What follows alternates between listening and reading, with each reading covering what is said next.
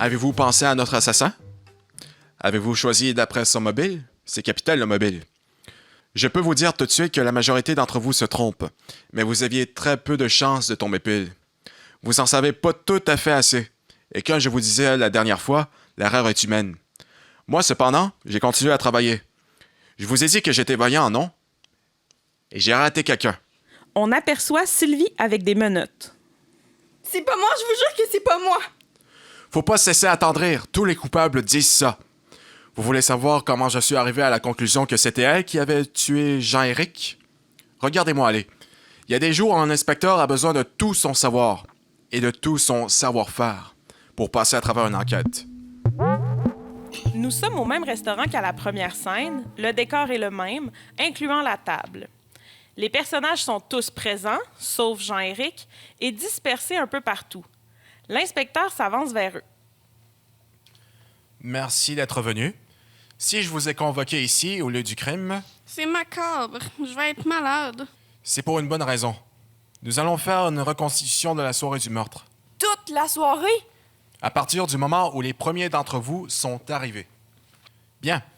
D'abord, je veux savoir dans quel ordre vous êtes arrivés. Vous étiez là avant tout le monde, Sylvie? Oui, naturellement. Et Jean-Éric aussi. Notre convocation est à 17h. Jean-Éric est arrivé à l'heure? Oui? Est-ce qu'il s'est produit quelque chose de spécial ce soir-là? Pas que je me souvienne. S'il s'était chicané, elle irait certainement pas vous le dire. Elle n'a pas intérêt à me mentir. Je peux vérifier auprès des autres comédiens, figurez-vous. Est-ce que Jean-Éric était dans son état normal? Oui, me semble. Prêt? Propre? De bonne humeur? Fendant aussi, comme d'habitude. Il m'a dit que ma couleur de cheveux me faisait pas bien. Ensuite, qui d'entre vous est arrivé? Les personnages se regardent. C'est Viviane. Ah oui?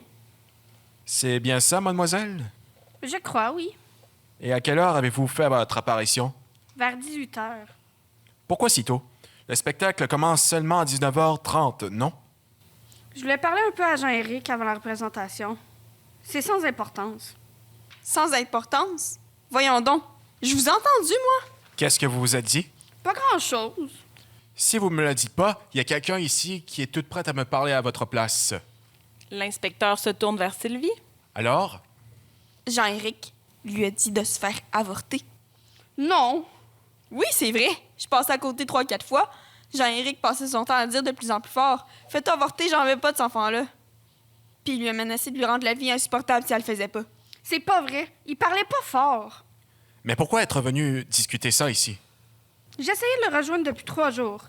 Puis j'étais pas capable. Il travaillait sans arrêt. Ou il voulait pas vous parler? Il est mort. C'est pas nécessaire d'être sur son dos. Et comment avez-vous réagi à sa demande? Ben, je voulais y réfléchir, là. Elle était en état de choc. Elle était fâchée. Non, j'étais étonnée. Je pensais qu'il était content que je sois enceinte, moi. En tout cas, moi, quand je suis arrivée, elle pleurait comme une madeleine debout en plein milieu de la salle. J'avais de la peine, c'est sûr. C'était important pour vous que Jean-Éric accepte votre enfant? Comme tout le monde. Plus que tout le monde. Parce que vous êtes vous-même une orpheline de père. Arrêtez de jouer au psychologue. Vous êtes pas doué. Et que vous voulez pas que votre enfant ait la même vie que vous. Arrêtez. Arrêtez donc. Y a personne qui sait ce que c'est d'avoir un père qui a même pas voulu vous connaître. Personne. Malgré ça, je me ferais pas avorter. Jamais. Je suis pas une traînée. C'est exactement ça qu'elle lui répondait. J'aurais jamais cru qu'il ferait ça. Jamais. Dire que j'étais si contente. Vous l'avez tellement haï que vous auriez pu le tuer, non? J'aurais voulu. J'aurais voulu, oui. Mais je l'ai pas fait. Les hommes sont tous pareils. Ils profitent de nous, puis après, ils s'en vont. Ils s'en vont. Viviane est complètement effondrée. Annie s'avance vers elle. Viens t'asseoir, viens. Laisse-moi tranquille, j'ai pas besoin de toi. Excuse-moi. Qui d'entre vous est arrivé par la suite? Les personnages se regardent. C'est Mike. Il est allé tout de suite parler à Jean-Éric. Juste 3 secondes. Lui non plus, il avait pas l'air ben content. Je voulais juste demander à Jean-Éric d'être fin, d'être gentil, là. Bon, me semblait aussi. Il fait signe à Mike de poursuivre. Je lui ai dit que j'avais un invité, un investisseur potentiel très sérieux, le grand Serge Petit. Je voulais pas qu'il se mette à parler contre moi devant lui. Et qu'est-ce qui vous a répondu? Il m'a demandé de l'argent. Ah bon? Rien d'autre? Je vois pas. Il t'a donné exactement une demi-heure pour trouver l'argent que tu lui devais. Cesse donc d'être évasif. Tu t'es remise vite de ton choc, toi? Les larmes, ça rend pas sourd. Bon, OK, c'est vrai. Il m'a donné une demi-heure. Mais ça avait pas de bon sens. Où j'aurais pu trouver 3, 4, 5 000 piastres un vendredi soir. Les banques sont fermées. Et alors? Je lui ai promis un chèque pour le lundi matin. Et il a avalé ça? J'avais l'intention de le payer. L'intention, mais pas les moyens. J'avais pas le choix. Il m'a menacé d'aller trouver Serge et d'aller tout lui raconter si je le payais pas. Donc, il connaissait M. Petit? Ça a l'air. Il m'a dit, je le saurais où le trouver, moi, ton Serge Petit. Ça m'est revenu. Mon oncle Serge. Menteur! Il a dit mon oncle Serge? Exactement. Ça m'a surpris d'ailleurs. Jamais j'aurais pensé qu'il pouvait se montrer si cavalier avec quelqu'un d'aussi big comme Serge. C'est des radotages de pédales! De pédale, vous trouvez? Je comprends pas pourquoi vous écoutez des témoignages qui sont des mensonges éhontés. C'est pas vous que j'interroge, mais prenez patience, votre tour viendra. Se tournant vers Mike. Donc, si je dis les choses comme elles sont, Jean-Éric vous a fait des menaces et vous saviez que vous étiez pas en mesure de l'empêcher de vous nuire. Je me serais débrouillé. Je me débrouille toujours. C'était beaucoup plus simple de le tuer. J'ai jamais pensé à ça. Jamais. Je me suiciderais plutôt. Pourtant, c'est Jean-Éric qui est mort, pas vous. C'est pas une preuve. Écoutez, je suis peut-être pas le meilleur des agents. Je fais des affaires croches des fois. J'essaye de payer le moins d'impôts possible comme tout le monde. Mais je suis pas un assassin. Rien que de penser à planter un couteau dans quelqu'un, ça me donne mal au cœur. Merci pour cet excellent numéro. On va passer à un autre artiste à présent. Qui est arrivé ensuite dans le restaurant? L'inspecteur se tourne vers Sylvie. C'est Monsieur Petit. À peine 5 minutes après Mike. Ah, celui qui ne dit pas connaître la victime, mais que la victime disait connaître. Je vous trouve pas drôle. Moi, je suis certaine qu'ils s'étaient déjà rencontrés. Vous avez moins mal au cœur, vous, quand il s'agit d'accuser les autres. Pourquoi vous dites ça? Parce que quand M. Petit a vu Jean-Éric, il a blémi. Vous inventez! Même si j'étais devenu carotté ou à poivre et rouge, y a personne qui s'en serait rendu compte. L'éclairage était beaucoup trop bas. Il a même voulu partir, mais Mike l'a rattrapé à temps. Vous êtes des âneries! Vous êtes rendu compte qu'il voulait partir? Non, je sais pas. Il avait peut-être juste oublié son carnet de chèques dans son auto. Jean-Éric le regardait d'une drôle de façon. Il le fixait avec un petit sourire en coin, comme s'il le connaissait. Vous allez pas croire ce qu'elle dit! L'avez-vous attrapé? Ben oui. Il s'était déjà sauvé une fois de mon bureau. J'avais peur qu'il revienne plus. Fallait que j'y parle. De quoi? De nos affaires, du groupe de rock. En tout cas, j'ai commencé, mais Jean-Éric est venu se planter juste en face de lui. Et puis? Ben, je les ai présentés et je savais pas quoi faire d'autre. Je l'ai vu, ça. Jean-Éric a dit à Serge, on pourrait avoir des choses à se dire, nous deux.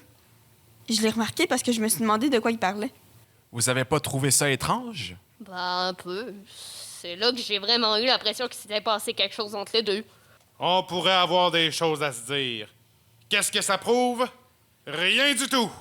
D'après ce que j'ai entendu à son sujet, il disait à peu près tout ce qui lui passait par la tête, ce gars-là. Peut-être qu'il me connaissait de réputation, qu'il m'avait vu dans les journaux, ou peut-être qu'il voulait m'emprunter de l'argent, lui aussi. Pour l'instant, je m'intéresse à la soirée du meurtre. Un jour, quand j'aurai le temps, je vous convoquerai pour écouter vos problèmes de pauvres riches. Qu'est-ce qui s'est passé après la rencontre avec Jean-Éric? Rien. J'ai juste dit à Mike qu'on reparlerait plus tard, que je traitais pas d'affaires l'estomac vide. Bon, on continue. Quand est-ce que Annie et Carole sont arrivés? Vers 19h. On était ensemble. Moi, j'étais pas trop intéressée à venir. Je tenais pas spécialement à voir Jean-Éric. Mais Annie voulait absolument que je l'accompagne. Alors, j'ai comme pas eu le choix. Ça me faisait très, très plaisir aussi, naturellement, de sortir avec mon ami. Franchement, t'as du front tout le tour de la tête. C'est toi qui voulais absolument venir. Ah, Annie, qu'est-ce qu'il faut pas entendre? Tu t'es acheté une nouvelle robe, Des vieilles, j'en avais déjà. très décolletée, pour mettre tes seins en valeur. Puis, tu devrais en faire autant? Tu serais peut-être plus toute seule? Anyway, quand on a des beaux seins, c'est normal de vouloir les montrer. Je suis désolée, mais aussitôt que t'as vu Jean-Éric, t'as commencé à frétiller. Comme un petit poisson. Tellement que j'avais honte pour elle. Puis t'es allé le trouver? Tellement vite que j'étais plus capable de te suivre. Wow, tout le monde se met contre moi, là. C'est pas juste. D'après ce que j'ai vu, Jean-Éric t'a reçu comme tu le méritais. Ça veut dire quoi, ça? J'ai pas entendu. J'ai juste vu. Il était frais comme un poisson mort. J'ai rien entendu moi non plus. Ça devait être pas ben plaisant parce que d'abord, elle avait l'air complètement démolie, puis 2 minutes après, elle pleurait de rage. Menteuse! C'est vrai, je l'ai vu moi aussi. Et vous? Ben, oui. En somme, avant même que la soirée commence, Jean-Éric avait fait pleurer 2 femmes. Tout un don juan. Alors, qu'est-ce qu'il vous a dit? Je... Il a été pire que pire, je suppose. Il pouvait être tellement écœurant quand il voulait. Il m'a dit que même si je me faisais refaire au grand complet, il y a pas un homme qui voudrait de moi. Quel esti de... Tu sais que c'est pas vrai, au moins. Pas tout le temps. Tu vois que ça donne rien de courir après les chums des autres. Carole, Oui. est-ce que par hasard, vous seriez pas tombée un petit peu amoureuse de Jean-Éric? Je passe mon temps à avoir envie d'hommes qui sont violents ou qui veulent pas de moi. Est-ce qu'il y a autre chose qui s'est passé? Non? Ah, j'oubliais, mademoiselle Annie. Avez-vous constaté quelque chose d'anormal chez lui? Comme quoi? N'importe. Son comportement, son allure, son état général. Il n'y a rien qui vous ait frappé? Mon frère était comme d'habitude. Il m'a à peine dit bonsoir, il était trop occupé. C'est tout? C'est tout. Tout le monde est arrivé? Il ne manque personne? Parfait. Je résume donc la situation. Sylvie place ses clients. Viviane se demande comment elle a pu choisir un père pareil pour son enfant. Mike cherche désespérément à trouver 5 000 $ durant la fin de semaine. Serge essaie de s'inventer une excuse pour se sauver. Carole est à ramasser à la petite cuillère et Annie est agressive. À présent, asseyez-vous, s'il vous plaît. J'haïs ça. Y a pas moyen de faire autrement? Non, On reprend les places qu'on avait? évidemment. Les personnages vont s'asseoir sur la chaise qu'ils occupaient au début de la pièce, c'est-à-dire dans l'ordre de gauche à droite, Viviane, Serge, Mike, Annie et Carole. L'inspecteur prend un plat vide et l'apporte au centre de la table. Il apporte aussi un couteau du genre de celui qui a servi pour le meurtre. L'inspecteur apporte ensuite le plat et prend la place que Jean-Éric occupait autour de la table. C'est ici que Jean-Éric se tenait? Oui. D'après les photos, il a déposé les ustensiles ici Ouais. et il a commencé à prendre les commandes. Oui. Et quand il a eu fini, où est-ce qu'il a laissé le couteau? Il l'a laissé sur la table. Ben non, il était pas en face de moi. Moi, je l'avais à côté. Annie replace le couteau un peu plus loin d'elle, plus vers Carole que dans la scène du meurtre. Il était pas comme ça, me semble. Entendez-vous, il n'y a rien qui concorde. C'est parce que c'est pas comme ça que vous étiez assis? Ben oui. Ben non. Ben oui, c'est vrai, on a changé de place. Quoi? Oui, pendant que Jean-Éric prenait les commandes. Qui a changé de place et pourquoi? On voulait alterner les hommes et les femmes, tout simplement. Et qui a suggéré le changement? C'est Serge. C'est moi. Et pourquoi donc avez-vous suggéré ce changement, si c'est pas trop vous demander? Je voulais donner une chance à Mike de draguer Carole. Riche et entremetteur en plus. Toute une personnalité. Mais reprenons notre sérieux. Monsieur, dame, voulez-vous, s'il vous plaît, prendre les places que vous aviez quand le meurtre s'est produit? Les personnages changent de chaise. Dans l'ordre, de gauche à droite, Viviane, Carole, Mike, Annie et Serge. Dites donc, le changement vous approche considérablement du couteau, Monsieur Petit. Mon intention était surtout de m'éloigner de Mike. Ah bon? Vous voulez vous éloigner de celui que vous étiez venu rencontrer? Étrange. Il était déjà à moitié sous et quand il est arrivé, il arrêtait pas de me demander de l'argent. J'en avais plein le dos. J'ai décidé de pas investir dans son affaire de toute façon. Le temps d'une petite salade et hop, votre décision est prise. C'est pas les études préliminaires qui vous étouffent, vous. T'as jamais vraiment discuté? T'as même pas vu des chiffres? J'y vais au feeling. Mais tu connais rien à la business artistique? J'ai toujours été comme ça. Ça m'a réussi et je sais pas pourquoi je changerais. Parce que tu connais rien au show, rien au groupe de rock? Ah, insiste pas, veux-tu? C'est fini, un point c'est tout. Ah bon, mon oncle Serge veut plus rien savoir. C'est dommage, mon oncle Serge. Appelle-moi pas comme ça. C'est pas moi qui l'a inventé ce nom-là. Mon oncle Serge, dans mes oreilles, ça sonne comme « Viens t'asseoir sur les genoux de mon oncle ». Ça sonne comme « J'aime les petits gars ». Vous trouvez pas, monsieur l'inspecteur? Si tu continues tes insinuations, je vais te poursuivre. Ça m'étonnerait. Pourquoi pas? Parce que c'est pas tout à fait des insinuations. Je suis allé vérifier à l'agence Homo Sapiens le prétendument faux numéro que vous avez appelé le soir du meurtre. Sacrement. Comme vous dites, Vous êtes vraiment fourré partout, vous. c'est une enquête criminelle. Un bon enquêteur ne laisse rien au hasard, et je suis un bon enquêteur. Hey, c'est des insides, c'est pas correct. On veut le savoir ce qui se passe, nous autres aussi. Vous savez que les enquêteurs aiment beaucoup l'histoire de leurs victimes et de leurs suspects aussi, par la même occasion. Les autres sont suspendus à ses lèvres. Et puis? Je ne peux pas tout révéler, ce serait indiscret. Oh, voyez donc. Mais pour ce qui concerne le mort, je crois que ça ne pourra pas lui faire du tort. Certainement pas. Notre ami Jean-Éric a déjà travaillé comme escorte. Quoi? Je dis bien, il a travaillé comme escorte. Il est mort. Laissez-le donc tranquille, espèce de requin. Mais pas n'importe où. Dans une agence pour homosexuels. C'est pas vrai. C'est pas vrai. Il était pas escorte, puis il était pas homosexuel. Il était aussi, jusqu'à ce qu'il vous rencontre. Ah, c'est là que venait son argent. Mais qu'est-ce que Serge? Ça suffit, on continue pour la reconstitution. Je l'ai. J'ai deviné. C'est par l'agence qu'il a rencontré Serge. Il lui a servi d'escorte. Oh, ben tabarnak! Si j'avais encore une voix, je la perdais. Notre ami, Monsieur Petit, a des relations homosexuelles de fin de semaine. Chapeau, monsieur l'inspecteur. Je pense que vous avez trouvé le meilleur suspect, là. Après ce coup fumant, je dirais qu'on peut s'en aller chacun chez nous. C'est ça? J'ai deviné juste? Je ne me sens pas la liberté de confirmer ou d'infirmer. Seul M. Petit aurait le droit de... Hypocrite! Laissez-moi vous dire une chose. Des fois, dans les affaires, on a besoin de se rendre dans des endroits inhabituels, rencontrer des gens inhabituels. Ouais, certainement. Puis mon nom est Cochon. Vous pourriez peut-être monter sur le toit d'un édifice en plein centre-ville et aller le crier, tant qu'à y être. Mais vous perdez rien pour attendre. Je vais vous poursuivre pour harcèlement et pour diffamation. De toute façon, je m'en vais. Et désormais, je vous parlerai seulement en présence d'un avocat. Il tourne le dos à l'Assemblée et se dirige vers la sortie. À votre place, je réfléchirais. Un suspect qui a fui, ça paraît mal aux yeux d'un jury. Serge arrête. L'inspecteur poursuit. Et bonne chance si vous voulez me poursuivre. Vous remarquerez que j'ai rien dit. Vous pouvez pas empêcher les gens d'être assez intelligents pour deviner. Et puis, faites votre petit numéro tant que vous voudrez. Vous ne m'impressionnerez pas. Quant à votre réputation, entendons-nous bien. Je ne suis pas là pour raconter votre vie à personne, même pas à votre femme. Sauf que vous êtes suspect dans une affaire de meurtre. Faut vous attendre à ce que vos petits secrets soient dévoilés. Alors, ça lui donne un mobile à lui aussi? Tu parles que ça lui donne un mobile? Le meilleur. Le mien puis le tien à côté de celui-là, c'est de la petite bière.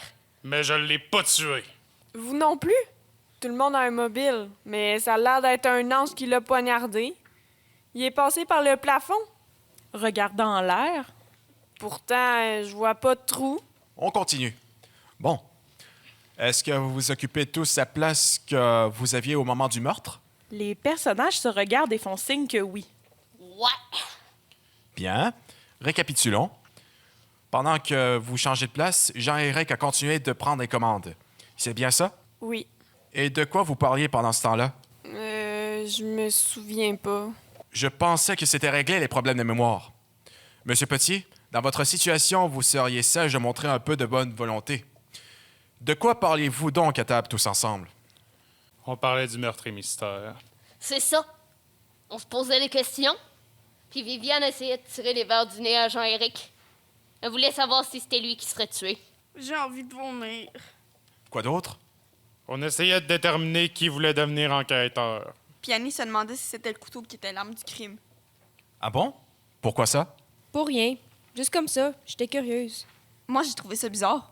Comme si tu voulais vendre le punch. Franchement, Sylvie, Alors pourquoi t'as demandé ça? Tu l'avais déjà vu, ce show-là? tu te trompes. Je l'avais jamais vu. Au nombre de fois que tu viens ici, Je l'ai jamais vu, je te dis. me semble, oui. Vous avez combien de spectacles différents? 3. La brochette, le buffet chinois, puis le rose beef. Un par mois, puis après on recommence. Brochette, buffet chinois, rose beef. Dans le buffet, il m'a noyé dans ce wonton. T'es drôle. Vous trouvez? Vous trouvez pas? Les hommes d'affaires, ça n'a pas d'humour. Parce que vous pensez que vous en avez, vous? Certainement, monsieur. La preuve, c'est que je la fais rire, pas vous. Hey, le comique, un peu de silence. Excusez-moi, monsieur l'inspecteur. Et vous dites que les scénarios reviennent régulièrement? Aux 3 mois. C'est pour ça que ça m'étonne qu'Annie l'ait jamais vu. Depuis le temps. Arrête, Sylvie! Ça se peut que je l'ai pas vu! Ça se peut! Ça se peut, mais ça m'étonnerait. T'es toujours rendu ici. C'est pas vrai du tout! J'en ai assez, moi, j'en peux plus! Ah, puis arrêtez de me regarder comme ça! Je suis pas Sylvie, moi! Je suis pas une fille facile! Voyons, Annie, qu'est-ce qui te prend? Je t'ai vu courir après mon frère! C'est pas moi qui lui courais après, c'est lui qui... C'est lui qui quoi encore? C'est pas lui qui a tous les torts! Certainement pas! À vous entendre, tout le monde, on dirait que Jean-Éric est le pire des monstres qui a jamais existé. Y a personne qui le défend. Y a personne qui l'aime ici. Je l'aimais pas, moi, peut-être. Pas plus que les autres. T'étais juste intéressé à le posséder, à l'avoir pour toi tout seul. Il le savait, il sentait ces choses-là. Il était pas fou. Mais y a personne qui pouvait le retenir. C'était un esprit libre, totalement libre, sans contrainte, sans barrière, sans aucune. Puis il y en a une autre affaire que je veux dire à tous les hommes qu'il y a ici. À tous, sans exception. Arrêtez de me courir après. Vous m'aurez pas. Hein? Moi, je... Vous aussi. Une fille toute seule, hein, c'est nécessairement une fille qui cherche un gars. Une fille toute seule, c'est pas possible, c'est pas normal, c'est pas ordinaire. Faut absolument y faire de l'œil. Ben arrêtez. J'en peux plus, moi. Je suis écœurée. Puis en plus, ça me dégoûte. Vous vous pensez beau, vous vous pensez ragoûtant, mais vous l'êtes pas. Pas l'un d'entre vous. Même pas vous, inspecteur. Je me demande quelle sorte d'objectivité vous pouvez avoir si vous passez votre temps à faire de l'œil à toutes les filles qui vous tombent sous la main. Ben, apprenez qu'il y en a qui sont pas intéressés à vous. Moi, par exemple, vous êtes bien beau, bien fin puis bien intelligent, mais vous m'intéressez pas. Pas une miette. Je viens de perdre mon frère. Vous comprenez ça? Tous les personnages sont hébétés par sa sortie. Quand est-ce que vous allez le trouver, le coupable, hein? Montrant Sylvie. Je suis certaine que c'est elle, parce qu'elle rêvait de la voir et que lui, il voulait pas d'elle. Elle était vexée, frustrée, elle hurlait. Quand ça? Pas devant le monde, jamais devant les autres, à l'intérieur d'elle. Je le sens, je le devine. En plus, Jean-Éric me l'a dit. Hein? T'es jalouse, hein? Il me parlait à moi, puis pas à toi, parce qu'il m'aimait plus que toi. Eh bien, je pense que l'exercice a assez duré. De toute façon, mon idée est faite. L'inspecteur s'approche de Sylvie et sort ses menottes. Mademoiselle Sylvie Saint-Pierre, je vous arrête pour le meurtre de Jean-Pierre Boivard, alias Jean-Éric de Blois. Dieu soit loué. On peut s'en aller? Mais vous avez pas la croire? Non, mais c'est pas ça que je voulais dire. Que je la croie ou non, c'est vous la coupable. C'est vous que j'arrête. Pourquoi moi? Y a pas de raison? Ah oui, il y a des raisons. Avec vous, on a le choix des mobiles. Soit la frustration vis-à-vis Jean-Éric parce qu'il n'a pas voulu de vous, soit la vengeance parce qu'il vous a nui. Et puis, vous aviez, plus que tous les autres, la possibilité de commettre le meurtre. Vous saviez quand surviendrait la panne d'électricité. Vous étiez près de lui. Vous saviez où était le couteau. Finalement, à mon humble avis, quand on est obligé de faire semblant de tuer quelqu'un, c'est pas beaucoup plus difficile de faire pour vrai. Vous avez dû vous dire, 1 ou 2 petits meurtres, où est la différence? Génial, inspecteur, c'est d'une logique sans faille. C'est pas moi. Je vous jure que c'est pas moi. Qu'est-ce qu'elle va devenir? Eh bien, elle aura un avocat, puis un procès. Voilà, j'avais coffré Sylvie. J'étais content, mais il y a quelque chose qui continuait à me chicoter. Tout le monde du milieu s'entendait pour dire qu'elle était mauvaise comédienne. Or, elle avait un tel accent de sincérité en proclamant son innocence que ça pouvait difficilement être du chiquet. Ça me rendait un peu moins sûr de moi, mais bon, la justice a suivi son cours et elle a subi son procès. Quand le jury l'a acquittée à cause du doute raisonnable, en fait, il n'y avait aucune preuve directe que ce soit elle, la meurtrière, j'étais presque soulagé. Pour tout vous dire, j'étais aussi un peu vexé, mais on peut pas gagner à tous les coups. Puis, les mois ont passé. J'ai entendu dire que Sylvie s'était recyclée dans un autre domaine artistique, disons. Sylvie passe sur scène en commençant un striptease. Il paraît qu'elle fait un show très artistique et que ses affaires marchent bien. Viviane passe sur scène avec un poupon dans les bras. Viviane, elle, a accouché d'un beau garçon qu'elle a appelé Jean-Pierre, du vrai nom de son ex. Le bébé ressemble trait pour trait à son défunt père. On lui souhaite seulement de ne pas avoir le même caractère. Carole et Mike, discutant âprement, passent à leur tour sur scène. Quant à Carole et Mike, je les ai croisés par hasard la semaine dernière. Ils viennent de se mettre en ménage. J'ai cru comprendre que Carole avait investi dans le business de Mike et que c'est elle qui contrôle les dépenses. Serge avance sur scène, l'air piteux, avec sa mallette d'une main, son cellulaire et un mouchoir de l'autre. Il essaie de parler au téléphone et de s'essuyer les yeux en même temps. Ça donne des gestes comiques. Parlant de drame, j'ai lu dans un journal à potins, importante source de renseignements pour un enquêteur, que la femme du grand Serge Petit vient de demander le divorce. Tout ce qu'il réussit à dire aux journalistes, c'est qu'il a beaucoup de peine de perdre la moitié de son empire. Et moi? Vous ne devinerez jamais. Je suis avec Annie. J'avais senti qu'elle avait du mal à résister à mon charme. Non, sans blague, ça a pris du temps, mais j'ai été très patient. Elle a fini par se laisser aimer. Ça a commencé à la sortie du procès, juste après l'acquittement de Sylvie. On aurait dit qu'elle était aussi soulagée que moi, plus même. Alors j'ai profité de sa bonne humeur pour l'inviter à dîner. Tout allait pour le mieux entre nous jusqu'à ce fameux pique-nique au parc. L'inspecteur et Annie sont au parc. François ouvre le sac de provisions. Alors, quelle sorte de sandwich tu veux? Quelle sorte on a? Dinde et roast beef. T'es pas sérieux. Ben oui. Alors, dinde ou roast beef? Roast beef ou dinde? En plus, t'insistes. Qu'est-ce que j'ai dit de pas correct? Tu veux rire de moi ou quoi? Mais non, de quoi tu parles? Je te comprends pas. Fais pas l'innocent avec moi, François d'amour. Je les connais, tes petits trucs pour faire avouer les suspects. Franchement, Annie, je t'ai seulement demandé quel sandwich tu voulais. Dinde ou roast beef? Roast beef et dinde. Dis-le donc que t'as tout deviné. Mais quoi? Elle a craqué. Elle m'a tout avoué. C'est elle qui avait tué Jean-Éric. Après la mort accidentelle de leurs parents, il avait commencé à abuser d'elle et avait jamais cessé. Ça la traumatisait tellement qu'elle voyait pas le jour où elle pourrait avoir une vie normale. Sans parler même d'une vie amoureuse. Il la tenait sous sa domination. Elle avait essayé de s'échapper déjà, mais il l'avait retrouvée. Il y avait 3 scénarios. Pas ceux que Sylvie a mentionnés. La brochette, le buffet chinois et la dinde. Pas le roast beef. J'avais choisi la dinde. Je le connaissais par cœur. Je savais exactement où m'asseoir à table pour attraper le couteau. Je savais que Viviane et Mike seraient là et j'ai emmené Carole. Les 3 avaient de très bonnes raisons de tuer Jean-Éric. J'étais sûre d'être la dernière soupçonnée. En plus, il y a eu Serge. La cerise sur le gâteau. Exactement. J'avais tout prévu, sauf que la dinde serait remplacée par du roast beef. J'ai appris depuis que le restaurant faisait ça de temps en temps, mais à ce moment-là, je ne savais pas. Sur le coup, j'ai pensé qu'il s'agissait d'un nouveau scénario et j'ai paniqué. J'ai quand même vu que tout se déroulait de la même façon, que l'histoire était la même. Il te restait seulement à vérifier si c'était bien le couteau qui était l'arme du crime. C'est pour ça que t'as posé la question. C'est ça. La suite, vous la connaissez. J'ai pas dénoncé Annie. D'abord, j'en suis très amoureux. Ensuite, c'est inutile. Si elle subit un procès, elle va très certainement bénéficier de circonstances atténuantes. Ce sera possible de démontrer que, quand elle a commis son geste, elle était incapable de distinguer le bien du mal. L'important pour moi, c'est d'avoir finalement découvert mon coupable. C'est arrivé grâce à un coup de chance, je l'admets.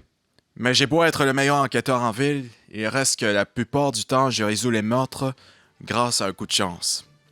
J'ai pris la bonne décision. Aujourd'hui, on vit heureux, Annie et moi. Très heureux. Mais franchement, j'avoue que je suis toujours un peu inquiet au moment de m'endormir le soir. Dites-vous bien qu'on connaît jamais vraiment les êtres avec qui on vit. Jamais totalement. Jamais.